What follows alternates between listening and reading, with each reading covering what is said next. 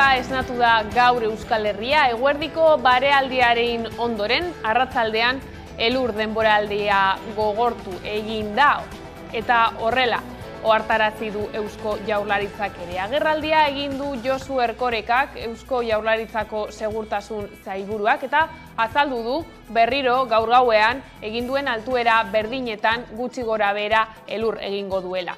Euria eta txingorra berriz ere, itsasoaren mailan egin dezakeela aipatu du. Bihar egoera aldatu egingo dela esan du, goizetik aurrera ez du elurrik egingo eta arratzaldean gora egingo dute temperaturek. Horrek arriskuak sor ditzakela adierazi du, elurra urtutakoan ibaien mailak gora egiteko arriskua izango baita. Arratsalderako prezipitazioak etorriko dira berriro, eta arratsalde iluntze gauean zehar elurra etorriko zaigu berriro. Eta elurra egingo du gutxi asko 400 metrotako lerro horretaraino. Bihartik aurrera egoeraren aldaketa bat izango da. Elurtea gelditu egingo da, eta baliteke gero bihar egunean zehar arratsalde partean edo elurraren ordez euria etortea. Baina bai egunean zehar egongo da temperatura aldaketa bat, hego haizeak joko duelako, eta hego haizeak giroa berotu egingo duelako. Baliteke barriro ere erreketako, ibaietako ur maila gora etortea, eta atzo izan genituen arazo batzuk errepikatzea edo arrisku hori behintzat gauzatzea. Gabon, eguraldiari buruz geroago arituko gara sakonago, lehenago baina baditugu bestelako berri batzuk aipatzeko. Amaitu baita foro sozial iraunkorraren bidea. Gatazkaren ondorioen konponbidean aurrera pausoak emateko asmo sortu zen duela 10 urte eta markada bat igarota foro sozialaren fasea bukatutzat ematea. Erabaki du iazko ekainetik zabaldua zuen barneko eztabaida prozesu bat eta horren emaitzaren berri datorren larun batean emango dute Durangon egitekoak diren ekitaldi batek.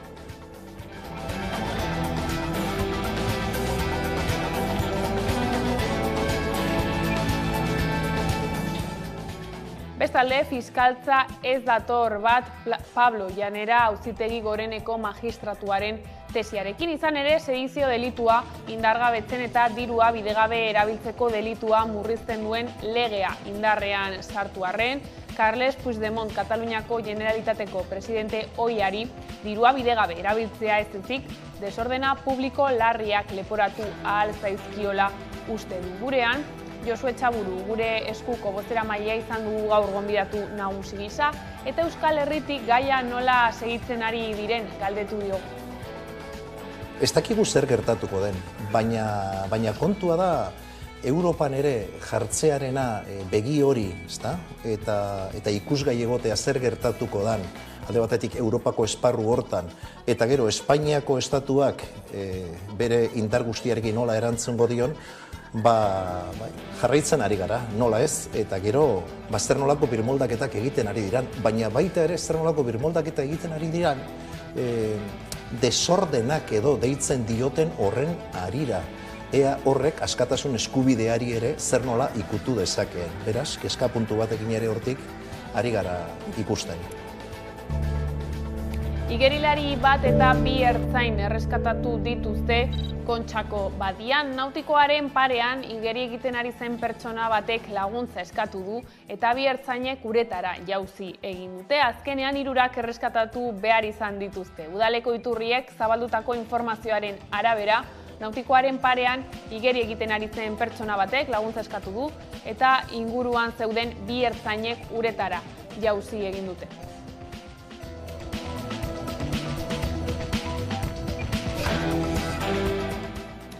Eta ekonomia arloan, pentsio erreformaren kontrako mobilizazio handia espero da bihar Baionan. Frantziako sindikatu nagusiek lanuztea deitu dute biharko eta labek ere kaleak hartzeko deia luzatu du. Besteak beste pentsio adina 74 urtera handitzea proposatu du Frantziako gobernuak. 2030 arte progresiboki handituko dute adina eta pentsio osoa eskuratzeko 43 urtez lan egin beharko da. Labek ordea 60 urterekin erretiratzeko adinera itzultzea eskatzen du 37,5 urteko kotizazioarekin. Gainera, gutxieneko soldataren baliokidea den pentsioa eskatzen du. Maite Ubiria kazetariak iritzi dio gurean gaiari. Entzun.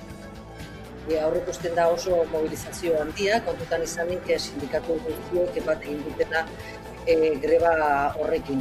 Azken hamarkadetan hainbat erreforma egin dire, eta nik esan nuke bihar emango den mobilizazio eguna segurazki parekatu daiteke 2010ean gor ministroaren reformaren aurka izan zen mobilizazioarekin.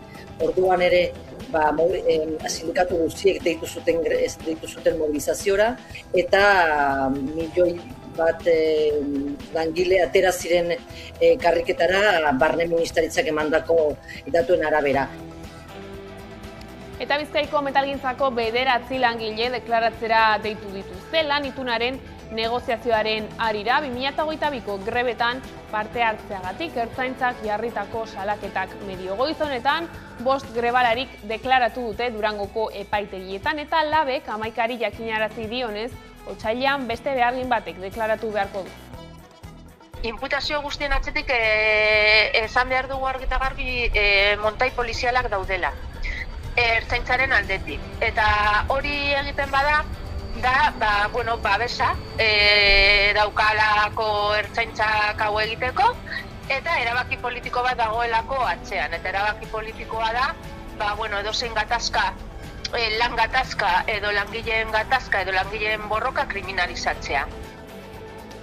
Ingurumenarekin lotuta iragarritako urratsak egiten ari dira ekotopaketen bultzadaz, ekologismoaren bueltan antolatu zirenak. Irail, Ondarrean eta Urri hasieran Portugaleten egindako topaketetan lan dinamika bati ekitea erabaki zuten eta atzo aurkeztu zuten Donostian.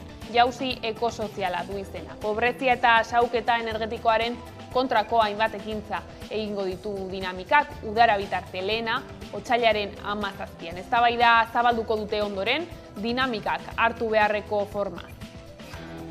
Euskal ekologismoan jauzi kualitatibo eta kuantitatibo bat ematea, hortik ere bere izena, bizentzutan, jauzi ekosoziala, batetik ekotopaketetatik orain kaleetara jauzi egin nahi dugulako, elkartu ginen ekotopaketetan Portugaleten eztabaidatzeko zein zen ekologismoaren problematika, bai mundu mailan, bai Euskal Herrian, eta erabaki zen horri segida eman bat zitzaiola tresna baten bitartez, hori da jauzi ekosoziala, beraz erraten genuen bezala, ekotopaketetatik orain bagatoz kaleetara, bagatoz ekintzara, eta jauziren bertze zentzua leheno aipatzen genuela, Ego Euskal Herrian bertze mugimenduetekin alderatuta ekologismoak, ez du izan beharko zuen zuraski erantzuna edo antolakuntza maila, eta uste dugu hortan ere jauzi kualitatibo eta kuantitatibo bat emateko garaia dela. Eta topaketez gabiltzala, Euskaltzale independentisten topaketak antolatuko ditu Euskal Herrian euskarazek udazkenean, eta Euskararen Errepublika eraiki nahi duten horiek guztiak batzea izango da helburua. Asteburu batean egingo dituzte eta 2 egun iraungo dute. Euskaltzale eta independentistek elkarrekin pentsatzeko elkargunea izango dira.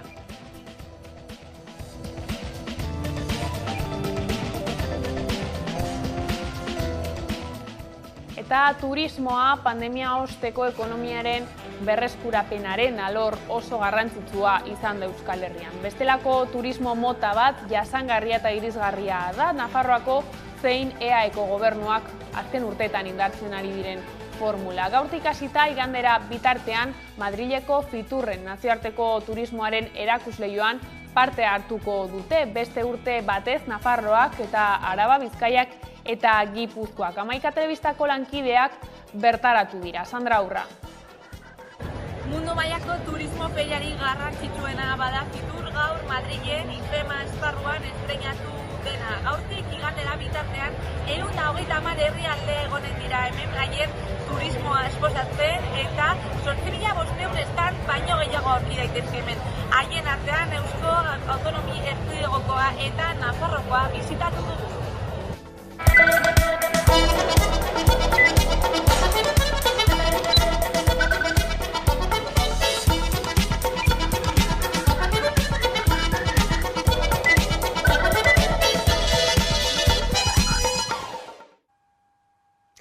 Amaitu da foro sozial iraunkorraren bidea, gatazkaren ondorioen konponbidean aurrerapausoak emateko asmo sortu zen duela 10 urte eta hamarkada bat igarota foro sozialaren fasea bukatutzat ematea erabaki du.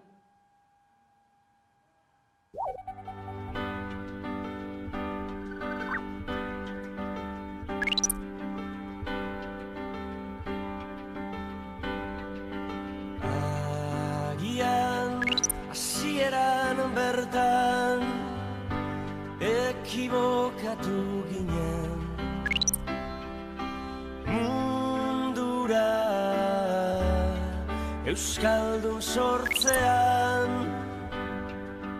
eta gero ez genuen iraultzaren borrokatik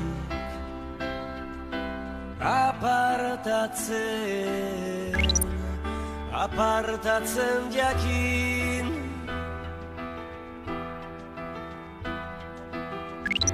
esna kantu bat abestu genion sehaska hutsari.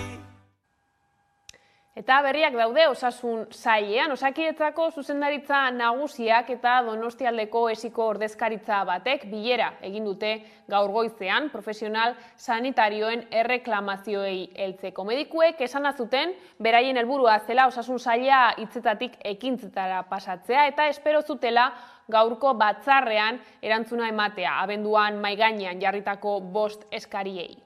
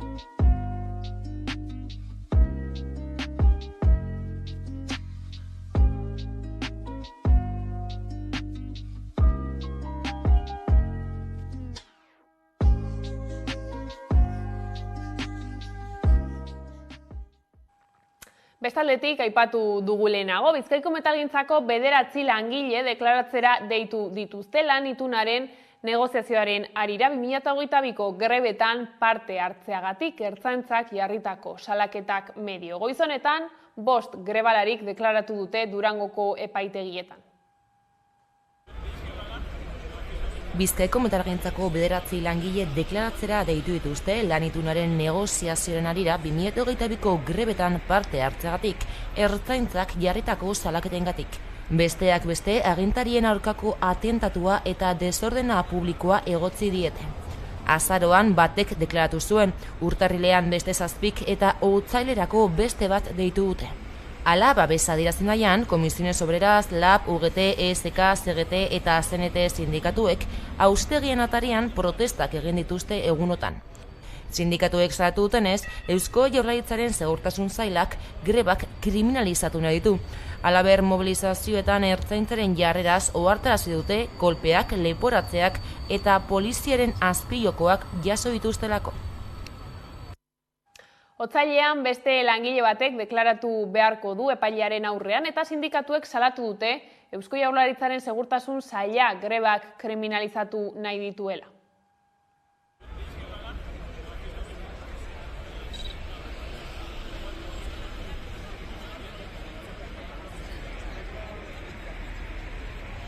Eta alde batetik gogoratu nahi dugu, nola, guztira orain arte 8 langile izan direla epaitegietatik pasatu direnak, baina beste zitazio bat heldu da otsailerako eta horrekin ja 9 izango dira. Badakigu esperientziagatik ez direla hor geldituko.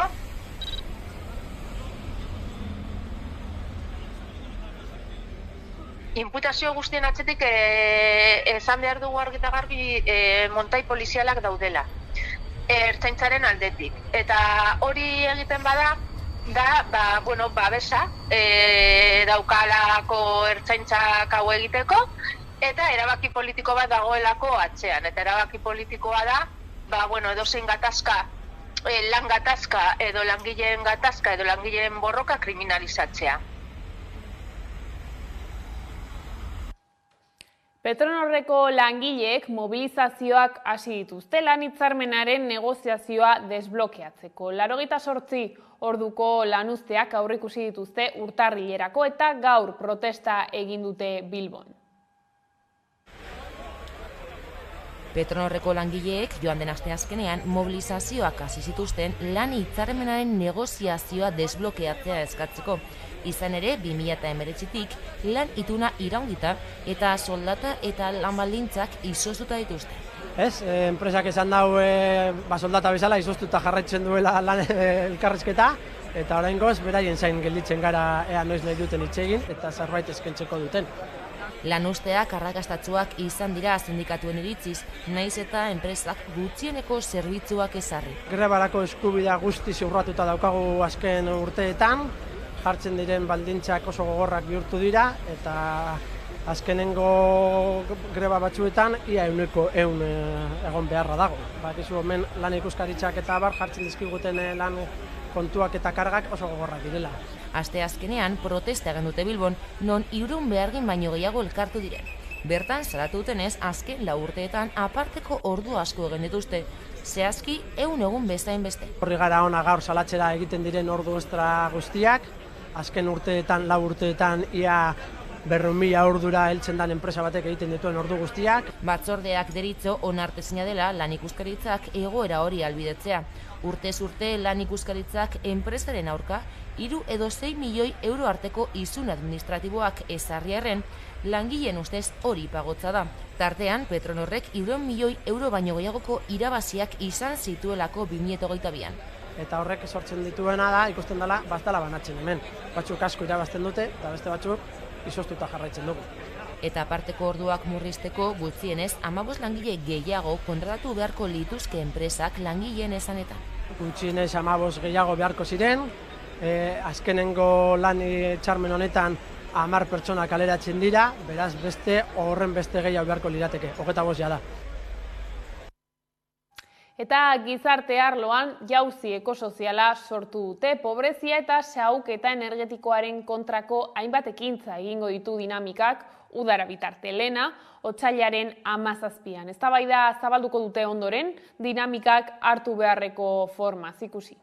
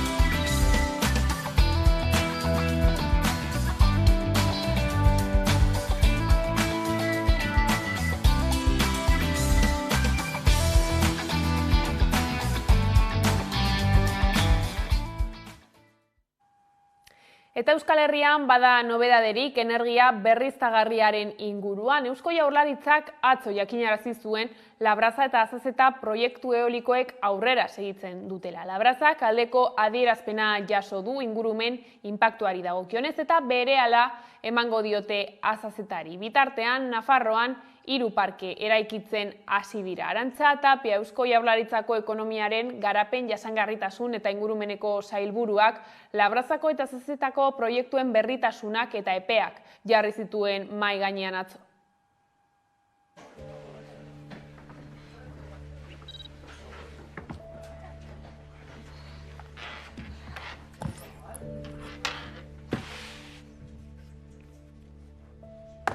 2024aren bukaera 2025 hasierarako bien obrak martxan lirateke.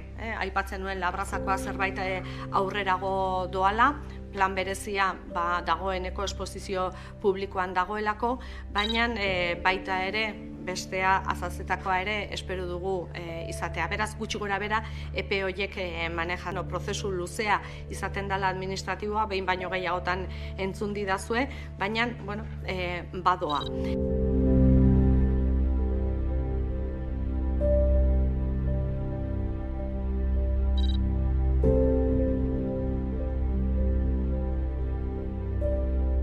Honetan, 10% kontsumitzen dugunaren 10% baldin bada sortzen duguna energia berriztagarrietatikan 2030era iritsi nahi genuen 15%rekin.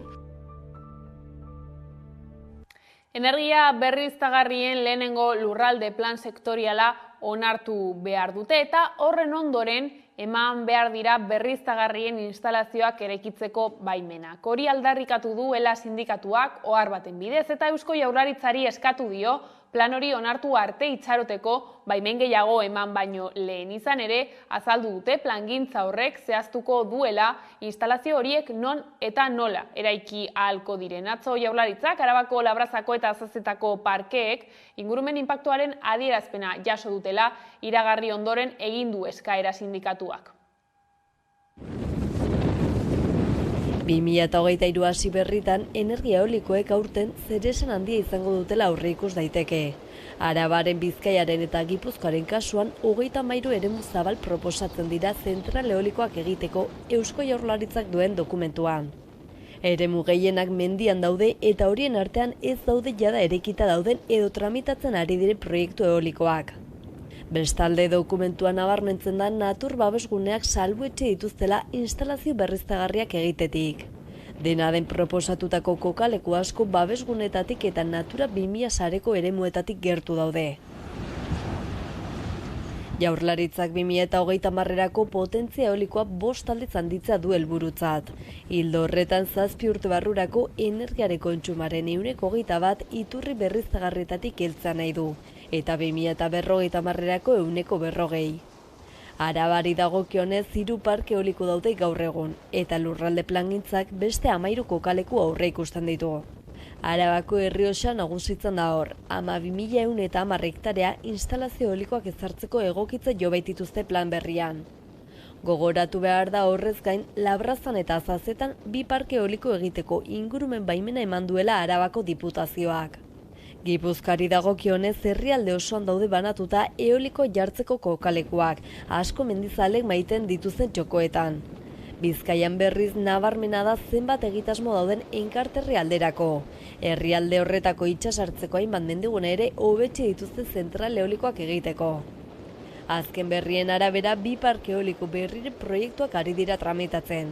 Azazetako proiektutik oso gertu, Aixindarrek beste parke eolikoa eraiki nahi du Araban, 8 sorgailukoa. Arraia Maeztuko, Iruraiz Gaunako eta Domeniliagako lurrak ukituko lituzke. Bestalde Euskal Haizi enpresa jakinarazi du Bizkaiko Gordexola eta Zaia inguruan parke eoliko bat jarri nahi duela, 6 zutabekoa. Bestalde, ozono geruza berreskuratzen ari da eta berotze globala moteltzen lagun dezak. Izan ere, ozono geruzarako kaltegarriak diren substantzia kimikoen 89% mundu mailan pixkanaka desagerrarazteari esker geruza berreskuratu eta klima aldaketa moteldu egiten da. Jon Matxain ikertzailea da EHUko kimika teknikoko taldean eta ozono geruzaren berreskurapenaz aritu zaigu Eguerdiko magazinean. Entzun dezagun. Esan bezala, ozono geruza berreskuratzen ari da, aipatu dugu ez, Nazio Batuen erakundea osatzen duten herrialde guztiek bat egin zutela, bain zuzen ere produktu kaltegarri horiek edo substantzia horiek alboratzean, eta pixkanaka debekatzen hasi zirenetik, zenbaterainokoa izan da berreskurapen hori? Oso adierazgarria ez, oso nabarmena, ezin da, seguraski datu zehatz bat eman ozono zuluak berak urtean zehar, bere geruzaren tamaina hostelakorra delako, ez? Baina, atera kontuak Europan eta nahiko berreskuratuta dago. Eta zati kaltetunetan, Artikoan eta Egopoloan urtean zehar berreskuratze tasa oso altua izan da. Horrela, esaten digute honetan adituak direnak, ez? Ipar poloan 2025erako berreskuratuko dela martxa honetan eta Egopoloan 2076erako. Baina zenbaki zehatzik eman gabe esan dezakegu bidea oso positiboa dela.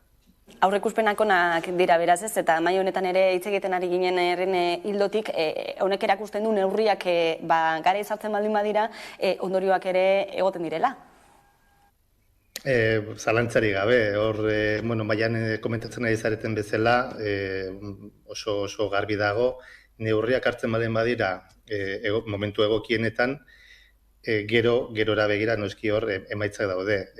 Aldez aurretik zientzialariok ez daukagu barita magikorik ez, baina bai kalteak nolakoak edo nondik datozen ikusita ze alternatiba proposatu daitezken, nolabaiteko datuen araberakoak izaten dira ez, eta orduan gure iritzia oso ongi aipatzen ari zareten moduan adituen iritzia zerbetetan oinarritzen da, ez da iritzi propioa porkesi, baizik eta hor da atzean hausnarketa dago eta datuak daude. Orduan, zentzu horretan, neurriak hartzea ezinbestekoa da gero egiten ari garen kaltea konpontzeko, ez, edo konpontzeko bidea jartzeko biltzat. Ozono geruzaren berreskurapenaz hitz egiten ari garela, ez dakit, adituak ez garenok ulertzeko moduan, nola gertatzen da berreskurapen hori? Kontua da ozonoak sortzeko estratosferan oreka kimiko bat daukala, ez? Bi erreakzio kimikoen oreka da, alde batetik oxigeno molekula arnasten dugunak apurtu egiten da ultramorea argia absorbatuz, eta apurtzerakoan oxigeno atomikoa sortzen da, eta beste oxigeno molekula batekin elkartzerakoan ozonoa sortu egiten da. Ozonoak 3 oxigeno atomo ditu bere egituran. Hau horrela, ozono molekula honek ere bai ultramorea absorbatzeko gaitasuna dauka, eta apurtu egiten da. Oreka honen arabera, urteentan zehar sortu izan da ozono geruza.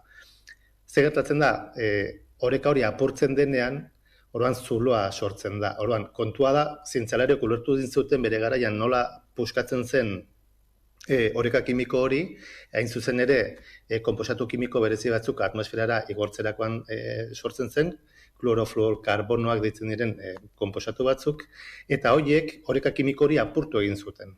Zer egin da hartutako neurriekin? Konposatu hauek produkzio industrialetik kendu dira, debekatu ziren 89% duela 35 urte baino gehiago, eta horren ondorioz oreka kimiko hori berreskuratu egiten ari da poliki-poliki. Eta hori da, hain zuzen ere, nolabaiteko kimikoki ikusita zer gertatzen ari zaigun, gure ozono geruza berreskuratzeko. Oreka hori apurtzen zuten konposatuak kendu ditugu zirkulaziotik. Eta honek guztiak noski onurak ekartzen ditu gurera, pentsatzekoa delako ozono geruza berreskuratuta behintzat berotze global hori moteltzeko basantzuak egongo direla, baina noski zer gertatzen da, ez beste alde batetik neurriak hartzen ez baldin badira eta erregai fosilak esaterako erabiltzen segitzen baldin badugu, berriro ere arrisku horren aurrean ikusiko dugulako. Ozono geruzak babestu egiten gaitu eguzkitik heltzen zaigun argi ultramore arriskutsutik. Argi ultramore horrek minbizia eta sortu dezake izaki bizidunetan, eta hortik ere nolabait ozono geruzak bizitza babesten du. Bestalde, eguzkiko energia ere handia ekartzen du, eta lurraren temperatura igotzeko beste arrazoietako bat ere hori bada. Aldaketa klimatikoak gehien bat beste sustantzia batzuengatik etortzen da, ez ozono berreskuratzeagatik edo ez, baina noski bi gauza hauek ere bai badute bere lotura, ez. Dena den, naiz eta ozonoa berreskuratu ez badugu erregai fosilen inguruan beste zer egiten, arazo bat konpontzeko bidean egongo gara, baina beste arazoa ez dugu ezertan konponduko, bakarrik mitigatuko genuke. Orduan, oraindik badago, zientzialariak badugu lana politikariak konbentzitzen, hartu beharreko beste neurri batzuk ere hartzeko. Eta garraioari dagokionez, astelenean ordainpeko arkuak berraktibatuko dira N1 eta A15 errepidetako Gipuzkoako zatian. Foru Aldundiak astearte honetan hartu du erabakia eta Markel Olanoren gobernuak argudiatu du bidesarietan jasotakoa beharrezkoa dela lurraldeko errepideak mantentzeko.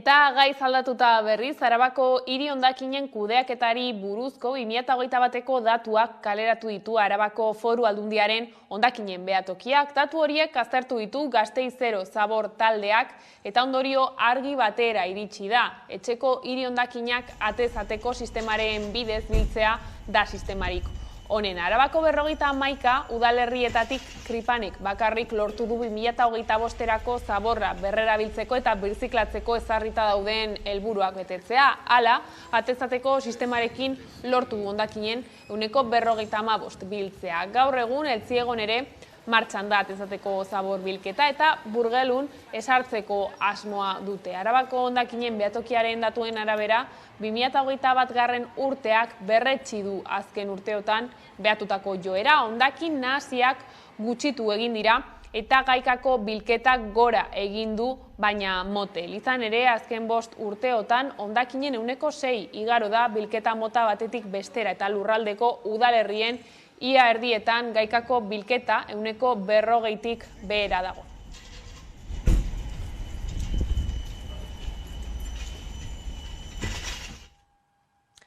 Eta Nafarroak bere eskaintza turistikoa aurkeztuko du asteazken honetan Fiturren, bestelako turismoa lelopean ikus dezagun.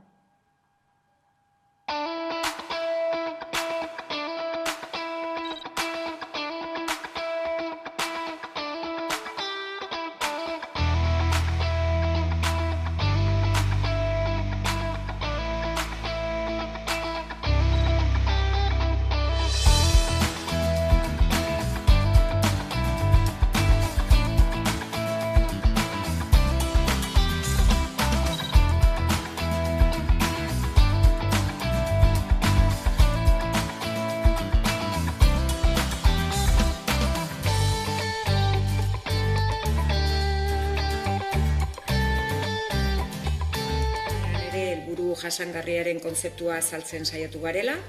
Eta, komentatu duten bezala, Fiturren dagoen Nafarroko estanean 11 aurkezpen egonen die, ekitaldi edo mai inguruak izanen die, eta 34 hizlari hartuko dute parte.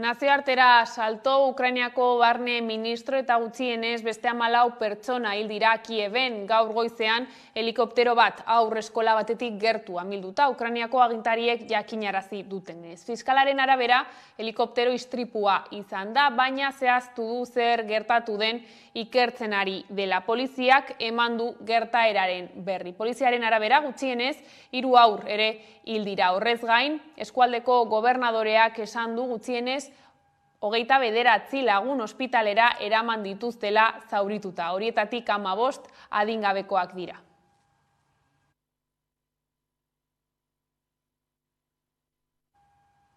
Gurera bueltan, errefuxiatuak hartzeko zentro bat jarriko dute Gasteizen. Espainiako gobernuak proiektua lizitatu du eta Gasteizko Arana klinika zaharrean egongo da. 2024an irekitzea aurreikusi dute. Espainiako gobernuak emandako informazioaren arabera bertan arta soziala, psikologikoa eta juridikoa eskainiko zaie iheslari eta errefuxiatuei urtebetez gehienez. Naiara Gutierrezekin zehar errefuxiatuekin kidearekin hitz egiteko aukera izan dugu, proiektuaren balorazioa ere egin du. Momentuz gaiaren inguruan daukagun informazioa nahiko eskasa da, baina printzipioz planteatu dena ez dator bat zeharretik planteatzen dugun harrera ereduarekin. Horrelako zentro handiak eta epe luzeetarako egonaldiak ez datoz bat aspaldi planteatzen ari garen horrekin. Gainera, Euskadin urteak daramatzagu harrera eredu honetan lan egiten, aktore ezberdinekin, elkarlanean, bai erakunde publikoekin, zein elkarteekin, eta proposamen hau printzipioz ez doa hildo horretatik behintzat orain arte daukagun informazioaren harira. Oraindik ez dakigu gainera zein izango den zentroaren helburua, behin-behineko lehenengo harrera bat emateko izango den edo humanitarioa, eta informazio hori eukitzea garrantzitsua da balorazio bat egiterako orduan. Estatuko harrera ereduan gainera pertsonak erkidego batetik bestera mugitzen dira normalean, eta nahiko maiz, eta hemengo ereduak erkidegoan dauden pertsonen harrera planteatuko luke. Orduan daturik gabe ezin dugu baloratu Gasteizko zentro hau egun dauden harrera baliabideen osagarria izan liteken edo ez. Esan bezala, zehar errefuxiatuekin elkartean, errefuxiatuekin zuzenean lan egiten dute eta Eusko Jaurlaritzarekin batera badituzte errefuxiatuak hartatzeko tokiak. Leku seguruak dira hoiek eta Oñatin eta Tolosan aurki daitezke harrera zentroak, besteak beste. Oñatin edo Tolosan dauden harrera zentroek eskaintzen dietena da, neurri handi batetan hasiera batetan batez ere arnas pixkat hartzea, leku seguru batetan egotea eta la sentitzea, bizi izan dutena prozesatu ahal izatea eta gutxinaka beraien egoera asimilatzen joatea.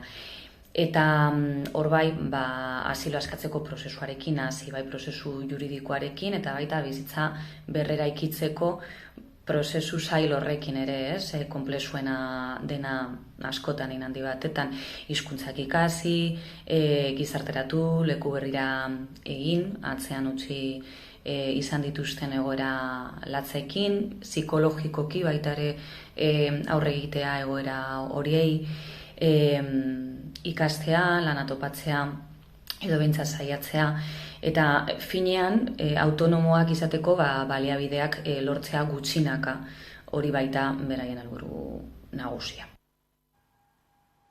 Gai zaldatuta Josu Etxaburu gure eskuko bozeramailea elkarrizketatu dugu gaurkoan 11 telebistan. Puigdemonten aurkako auzibideak izan ditu hizpide eta nabarmendu du Puigdemont eskubide demokratiko bat gauzatzeagatik zigortu nahi dutela. Bere esanetan, politika egiteko modu baten porrota gertatu da eta porrot horren eraginez iritsi da auzia epaitegietara. Printzipioz esango nuke gertutik jarraitzen ari garela. Baina beti da ona gogoratzea zergatik ematen ari den kontu guztiago. Eta da eskubide demokratiko bat gauzatzearren. Hainbeste zarataren artean ematen du, sarri askotan galdu egiten dala benetako muina. Eta benetako muina hori da. Eta horrekin batera baita ere, politika egiteko modu baten porrota. Porrot horrek eramaten du epaitegietara iristea kontu hau, eta hortik gero iristen da, sortu den andana guzti hori, ezta? epai batzuk, beste batzuk kontra esanean, beste batzuk bi botere elkarri mokoka, momentu honetan ere dirua gaizki erabiltzaren inguruan fiskaltzak eta prozesa zera egiten bideratzen ari danak horren kontrako jarrera aktibo bat, ez? Naizta gobernua horren inguruko moldaketa baten atzetik aritu izan, ez dakigu zer gertatuko den, baina kontua da Europan ere jartzearena begi hori, eta ikusgai egotea zer gertatuko dan, alde batetik Europako esparru hortan, eta gero Espainiako estatuak bere indar guztiarekin nola erantzungo dion, jarraitzen ari gara, nola ez, eta gero zer nolako birmoldaketak egiten ari diran, baina baita ere zer nolako birmoldaketa egiten ari diran, desordenak edo deitzen dioten horren arira. Ea horrek askatasun eskubideari ere zer nola ikutu dezakeen. Beraz, kezka puntu batekin ere hortik ari gara ikusten. Euskal gizartean burujabetzari buruzko pultsua nola dagoen galdetuta nabarmendu du herritarrei galdetu behar zaiela ea legea hemendik eta hemengoentzat egitea nahi duten edo ez. Bere esanetan erantzuna baiezkoa bada, horrek erakusten du Euskal gizarteak eta herritarrek burujabetza oso baten alde egiten dutela. Bat uka ezina dena, eta da herriek izan nahi dutela. Eta herriek eta herritarrok izan nahi hortan, ez dago arrezirik. Eta seguruenik tartean eta lusatuko digute, izan nahi hori bagarena. Baina bai hemen eta bai Europan, eta horregatik guk itxasargian ere planteatzen dugu, gure burua Europako mugimendu subiranisten parte sentitzen dugula. Eskoziak aurrena egin zuen. Bigarrenari ate bat itxi diote. Hala ere, hauek oso determinatuta ari dira jokatzen. Beraz, egingo dutela ez daukagu inolako zalantzarik. Irlanda ere, pausu politak ematen ari da, bateratze aldera. Katalanek, hor dabiltza, gu ere, ibili bagabiltza, Korsikarrak, hau da, badago hor mugimendu bat, eta gaur egun ezagutzen dugun Europa, seguruenik hemendik hamarkada bat, bi hamarkadatara beste Europa bat izan daitekeela, edo horrekin ere amesten dugu, baina amestu bakarrik ez da egin behar, amets hoiek lortze aldera lana egin behar da. Abian jarri duten itsasargia ekimena izan du hizpide eta nabarmendu du bere helburua dela gure eskuren datozen urteetako norabidea lanildoak eta zeregin nagusiak zehaztuko dituen proposamen politikoa zehaztea. Datorrena da hilabete batzuk sendo lan egitekoak barnera begira. Egia da eskatozela hutsetik, ze 2013an jaio ginen, fikoan, eta apirilaren 22an fikoan izango gara, prozesu guzti honen emaitza ematen, abian dan prozesua, bestalde, eta esaten dudanean eskarela hutset ikasten, ez da nahi du 2015an, ja herri ekimen hau egikaritzeko eta antolatzeko moduetan eta aritu izan ginean eskura prozesua abian jarri gendun, eta orain kontua izango da, hortik zer dan balekoa oraindik, hamarkada bat, eta hamarkada batean Euskal gizartea eta Euskal herritarrok desente aldatu gara. Beraz, beste begirada bat jarri behar da.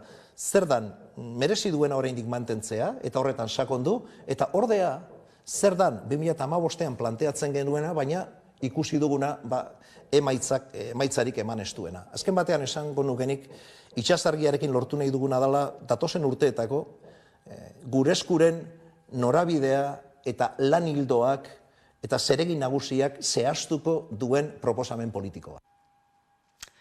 Nafarroan 1969tik 2015 arte izandako tortura kasuak jasotzen dituen txostena eman dio Kriminologiaren Euskal Institutuak Nafarroako gobernuari. Txostenaren arabera, 1969tik 2015 bitartean, 676 pertsonak salatu dute torturak eta bestelako tratu txarrak jasan dituztela Nafarroan, eta kasua gutxienez 825 izan direla uste dute. Nafarroako lankideak Ainhoa Gorostiaga torturatuen sareko kidearekin egon dira solasean. Entzun dezagun.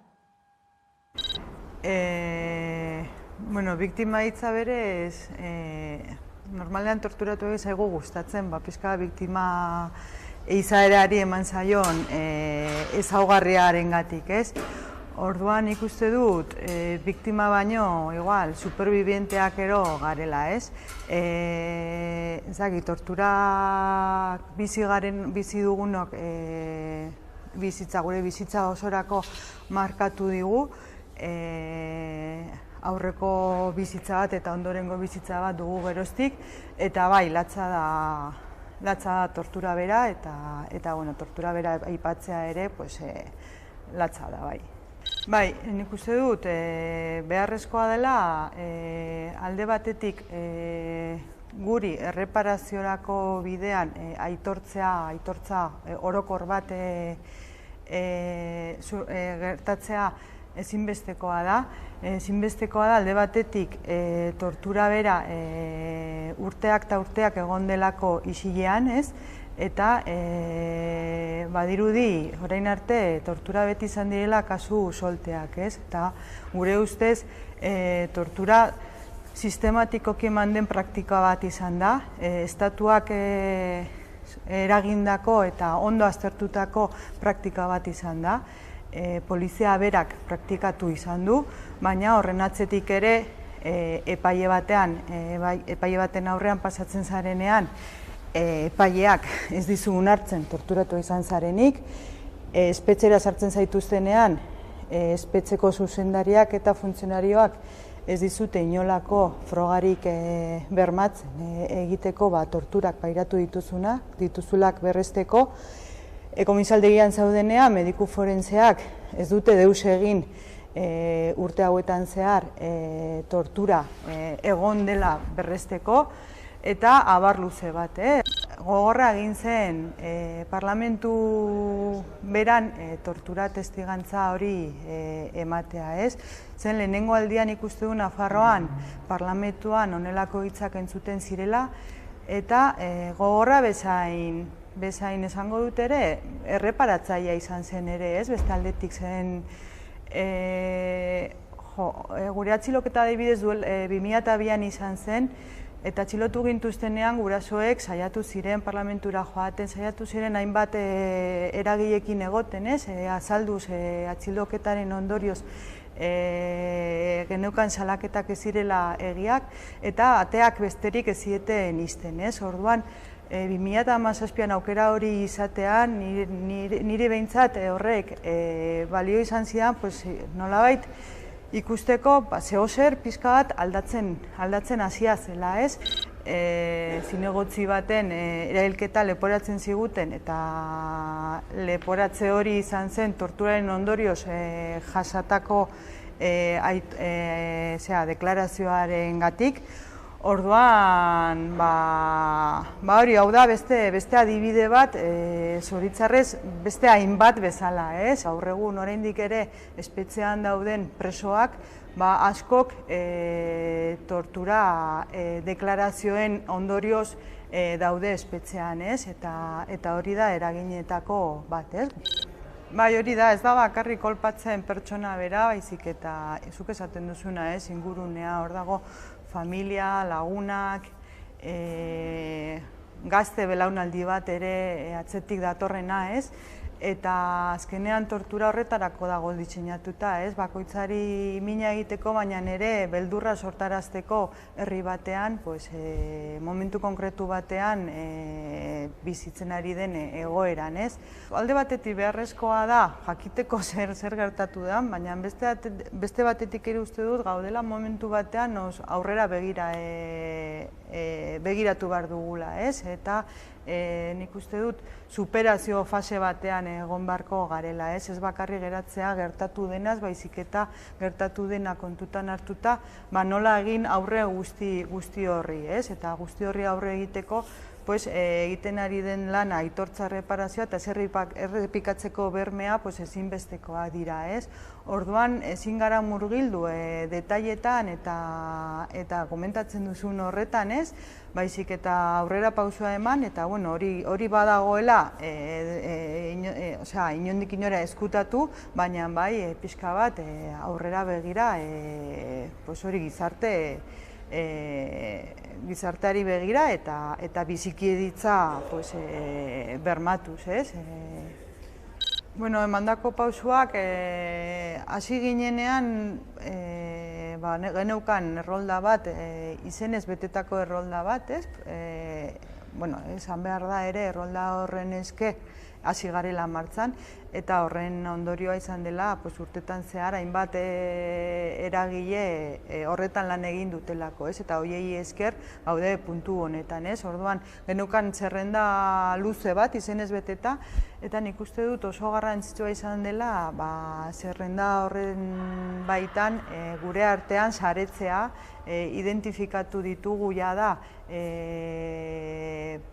ia 600 torturatu, horietatik 300 formulario jaso ditugu, 257 bazkide egin dira, oraindik badago lan pilo bat egiteko, baina hori izan da lortutako, nik uste dut garrantzitsua dela, ez, gure ez, baina fruitu onak ematen ari dituenak, ez? Eta orokorrean ikuste dut tortura bera agendan jarri ahal izatea eta horretaz hitz egitea garaipen bat dela, ez? Oraindik naiz eta oraindik gauza asko dauden egiteko, ez? Badago orain Instituto de Kriminologia Baskok ikerketa orain abenduan aurkeztuko du, orduan horrek emango digu pixka Nafarroako argazki orokor bat, ez? Eta hori guretzako oso garrantzitsua da, aspaldi daramagulako eskatzen ikerketa ofizial, independiente eta profesional bat erkidegoan eman zenaren antzekoa, ez? Eta, lehenengo ikerketa hori abenduan aurkeztuko da, ikerketa amaitu gabe bat izango da, denbora gutxi izan dutelako egiteko, baina, lehenengo pausu bezala oso garrantzitsua dena, ez? Desirak, ez dakit, niri behintzat gustatuko litzaidake aitortza hori izatea, bai gizarte maila, ez instituzional mailan, onartzea hau egin dela, eta egin delagatik, ez?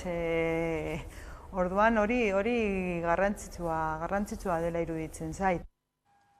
Eta eguraldiari dagokionez, Eusko Jaurlaritzak erabaki du osteguneko 9 kartel usatzea alerta laranja. Nafarroako gobernuak berriz beltzago ikusten du panorama eta bihar 6 arte eutsiko die neurri bereziei eskualdearen erdialdean eta isurialde Atlantikoan elur gehiago espero delako. Pirinioetan biharko 12 arte luzatuko dute. Agerraldia egin du gainera gaur Josu Erkoreka Eusko Jaurlaritzako segurtasun sailburuak, uholden aurkako plan berezia alerta fasean mantenduko dute ostegunera arte.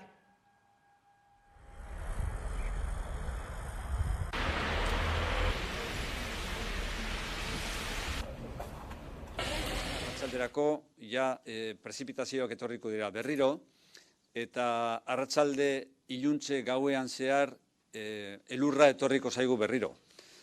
Eta elurra egingo du gutxi asko 400 metrotako lerro horretaraino. Bihartik aurrera egoeraren aldaketa bat izango da.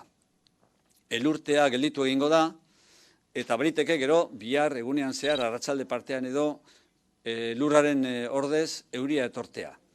baina bai egunean zehar egongo da temperatura aldaketa bat, hego haizeak joko duelako, eta hego haizeak giroa berotu egingo duelako.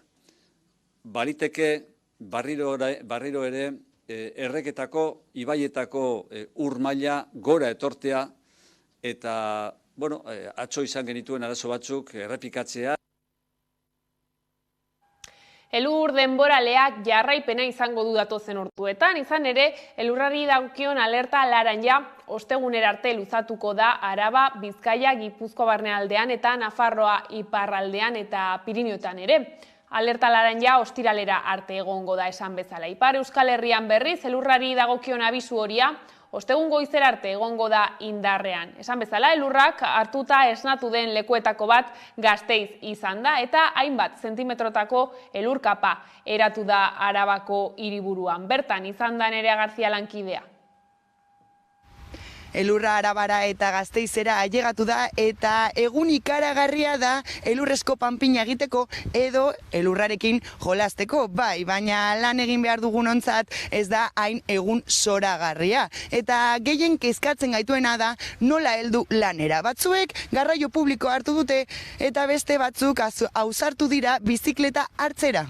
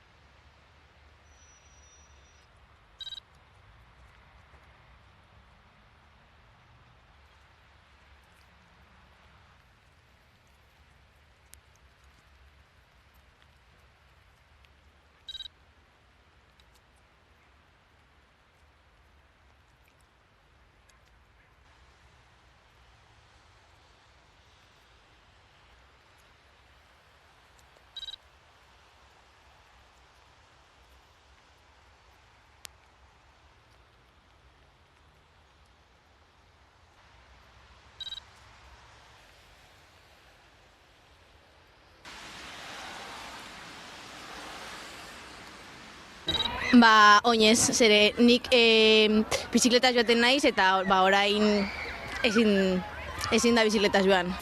Normalean oinez joaten naiz, Gasteizo txikia da eta leku guztietara oinez joan zaitezke. Gure autobusa ondo iritsi da, 9:00 atera da, eta ez dugu arazoik izan. Ez ere, bizikletaz joateko edo arazoak, goizetan egoten dela bidegorria pixka bat elurtuta eta, baina bestela ondo.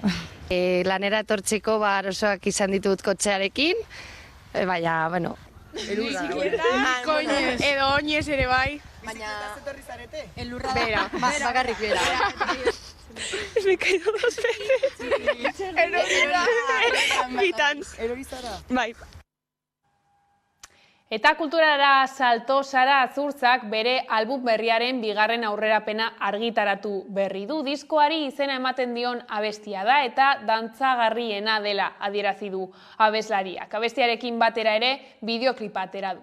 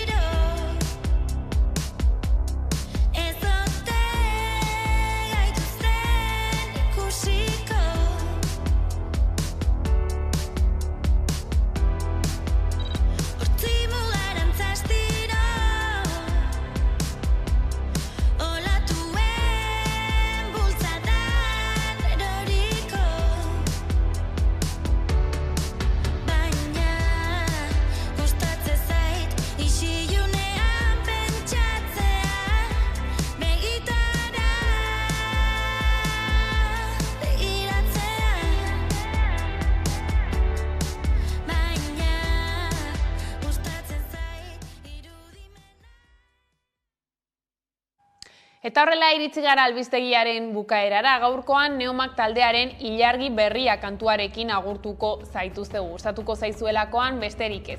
Gure aldetik horiek izan dira gaueko albistegiak gurean gaur utzi dituena. Gogoratu guztiak eta gehiago nahi duzuen aldiro 11.eus atarian daudela eskuragarri. Ongi izan eta bihar arte. Ilargi berriak laguntzaren ondoan